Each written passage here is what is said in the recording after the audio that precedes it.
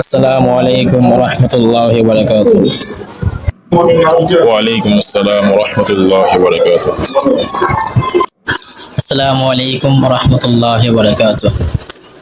সবাই কেমন আছেন? আশা করি আল্লাহ পাক সবাইকে ভালো রাখছে। আলহামদুলিল্লাহ, আপনাদের দোয়ায় আমিও ভালো আছি।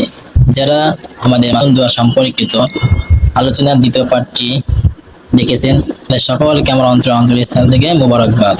এভাবে সবাই আমাদের পাশে থাকবেন এবং সাপোর্ট করবেন। তো চলুন আমরা আজকে দ্বিতীয় পার্ট শুরু করি। আল্লাহ হাফিজ।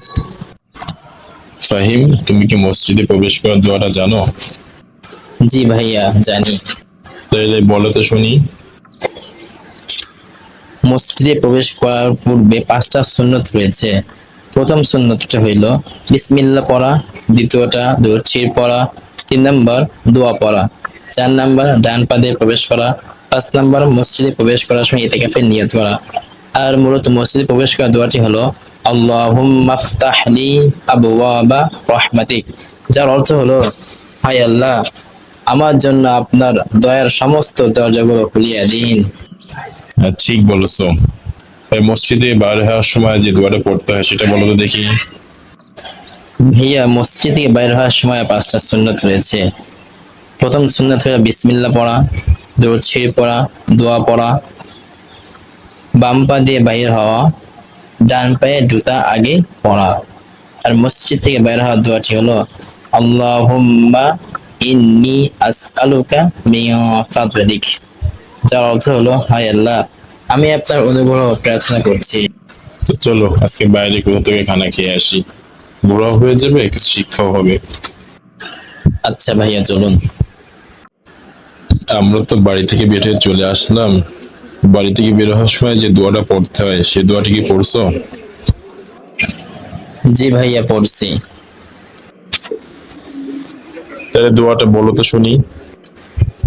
দোয়াটি হলো বিসমিল্লাহি তাওয়াক্কালতু আলাল্লাহ লা হাওলা ওয়ালা কুওয়াতা ইল্লা বিল্লাহ। অর্থ, আল্লাহ তাআলার নামে বাহির হইতেছি, আল্লাহ তাআলার উপর ভরসা করিতেছি, পাপ হইতে ফিরিবার সামর্থ্য ও সৎ কাজ করিবার শক্তি প্রদানকারী একমাত্র আল্লাহ তাআলাই। তুমি কি জানো এই দোয়ার অনেক ফজিলত রয়েছে?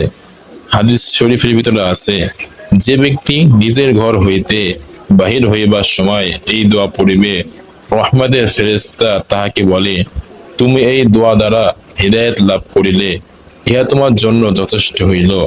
বিপদ আপদ হইতে বাঁচিয়া গিয়াছ, ইহার উপর শয়তান লজ্জিত হইয়া যায় এবং অপর শয়তান লজ্জিত শয়তানকে বলে, যে ব্যক্তি হিদায়াত লাভ করিয়াছে যথেষ্ট হইয়াছে, সে বিপদ আপদ হইতে বাঁচিয়া গিয়াছে, তাকে কি করিতে পারিবে?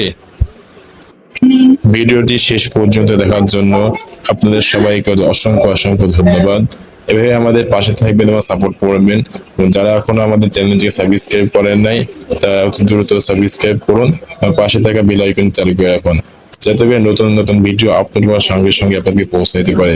এবং বেশি বেশি আমাদের চ্যানেলটিকে শেয়ার করুন, যারা দেখতে পায় না তারাও দেখতে পারে। আল্লাহ হাফেজ।